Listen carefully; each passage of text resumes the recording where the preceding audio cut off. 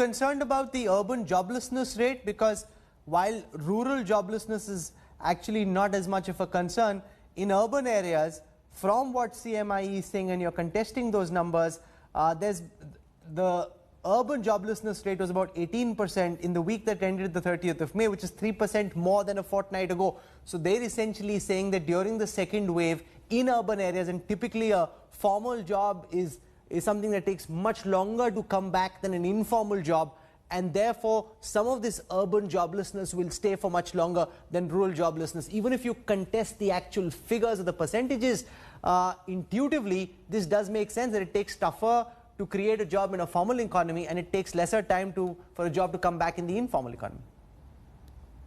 Rahul, let me first clarify that, as I make careful work, I am contesting the methodology numbers. Eventually, it's the process leads to the product, and as I have already described, that there is, a significant amount of fixing in the process that needs to, and therefore I would not rely on those numbers as much. That said, I think, as did happen in the first wave as well, I have reason to believe that there will be an impact, and I think if we've acknowledged that, the one important factor that I will mention is, if you looked at the fourth quarter, construction sector actually grew by 15%. And that was because of the emphasis on infrastructure spending, especially by the government. So, if once the pandemic, the second wave of the pandemic has played out, played its course,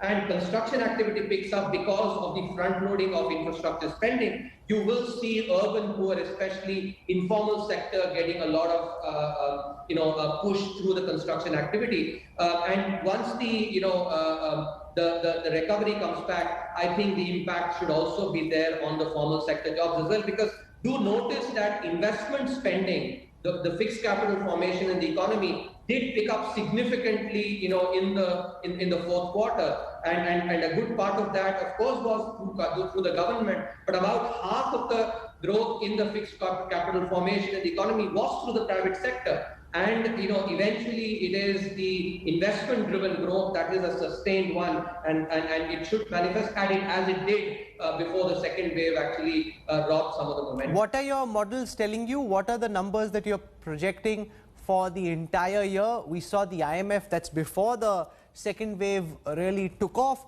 predicted that the Indian economy would grow at 11.5%. Now we're seeing numbers from SBI at 7.9%, from CARE 8.8 to 9%, RBI 10.5%. The economic survey that you put together said 11.5%. Where are you at this moment? Just a quick correction, we said 11% in the economic survey.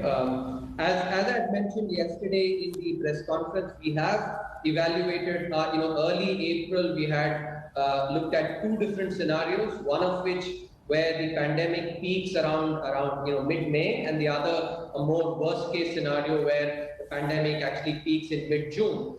So now the actual path of the pandemic seems to resemble more the former scenario, which is the peak around mid-May. And based on that, we've estimated, I would not give you a specific range because of the significant uncertainty there will be some impact, but I would definitely mention that the impact is unlikely to be very large.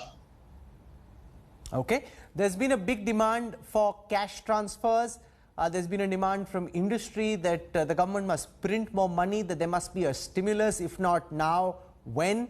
These questions have been asked in the past, they're being asked again. So, I would mention here that the budget, which is a budget for not just for a couple of months, but for the full year, was a significantly expansionary one.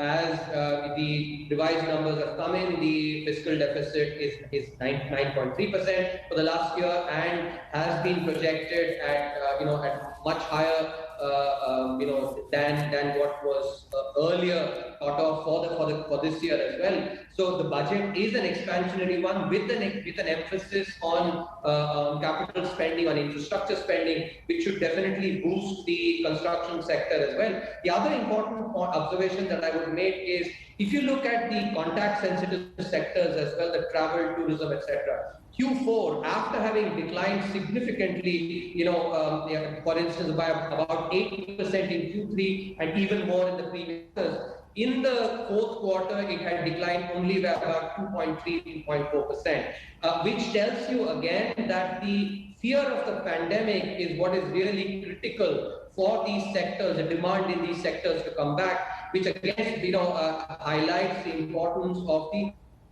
vaccine program, as I'm sure you've been reading about in the media. The is emphasizing on increasing supply significantly, and there's also from what I've read, the plan to try and increase the daily count to about 1 crore doses a day, all of which will help in really pushing the vaccination and thereby reduce the fear of the pandemic, which is what is really critical for all the sectors, especially the service sectors, also to come back in terms of their recovery.